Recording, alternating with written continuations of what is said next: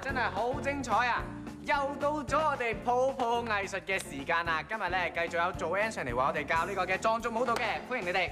歡迎晒！Joanne姐姐，你之前教嘅藏族舞咧，我哋都練過㗎啦。咁我想問下，今日咧會教啲咩舞步啊？我哋今日會最後一個教滴答步。哦，滴答步一定好輕快㗎啦！係啊，我哋請偉霆同曉南示範下俾你哋睇啊！好啊，好啊。好，首先我哋放好隻腳仔先，係好似丁字腳咁，分開少少，重心咧就放喺後邊，準備後腳開始先，預備開始，1 and 2 and 3 and 4，2 2 and 3 and 4，第4拍放前邊，係啦。